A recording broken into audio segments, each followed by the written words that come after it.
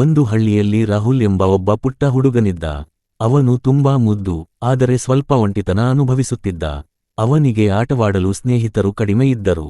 ಒಂದು ದಿನ ಶಾಲೆಯಿಂದ ಮನೆಗೆ ಬರುತ್ತಿದ್ದಾಗ ರಸ್ತೆ ಬದಿಯಲ್ಲಿ ಚಿಕ್ಕ ಮುದ್ದಾದ ನಾಯಿ ಮರಿ ಅಳುತ್ತಿತ್ತು. ಅದು ತುಂಬಾ ಹಸಿದಂತಿತ್ತು ಮತ್ತು ಭಯಗೊಂಡಿತ್ತು. ರಾಹುಲ್ ಅದನ್ನು ನೋಡಿ ಕರುಣೆಪಟ್ಟ. ಅವನು ತಕ್ಷಣ ಮನೆಗೆ ಹೋಗಿ ಸ್ವಲ್ಪ ಹಾಲು ಮತ್ತು ಬಿಸ್ಕತ್ ತಂದು ನಾಯಿಗೆ ಕೊಟ್ಟ. ನಾಯಿ ಮರಿ ಖುಷಿಯಾಗಿ ತಿಂದು ರಾಹುಲ್ ಕಡೆಗೆ ಪ್ರೀತಿಯಿಂದ ನೋಡಿತು. ಆ ಕ್ಷಣದಿಂದಲೇ ಇಬ್ಬರ ನಡುವೆ ಸ್ನೇಹ ಆರಂಭವಾಯಿತು. ರಾಹುಲ್ ನಾಯಿಗೆ ಬಾಲು ಎಂದು ಹೆಸರು ಇಟ್ಟನು.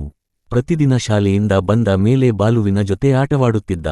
ಬಾಲು ಕೂಡ ರಾಹುಲ್ ಬರುವ ಸಮಯ ಕಾಯುತ್ತಿತ್ತು. ಒಮ್ಮೆ ರಾಹುಲ್ ಶಾಲೆಯಿಂದ ಬರುವಾಗ ಮಳೆ ತುಂಬಾ ಜೋರಾಗಿ ಸುರಿಯಿತು. ಅವನು ದಾರಿ ತಪ್ಪಿ ಭಯಗೊಂಡನು. ಅಷ್ಟರಲ್ಲಿ ಬಾಲು ಓಡಿಕೊಂಡು ಬಂದು ಅವನನ್ನು ಹುಡುಕಿ ಮನೆ ದಾರಿಗೆ ಕರೆದುಕೊಂಡು ಹೋಯಿತು. ಆ ದಿನ ರಾಹುಲ್ ಅರಿತನು, ನಾಯಿ ಕೇವಲ ಪ್ರಾಣಿ ಅಲ್ಲ, ನಿಜವಾದ ಸ್ನೇಹಿತ ಎಂದು. ಆಮೇಲೆ ಇಬ್ಬರು ಸದಾ ಒಟ್ಟಿಗೆ ಇದ್ದರು.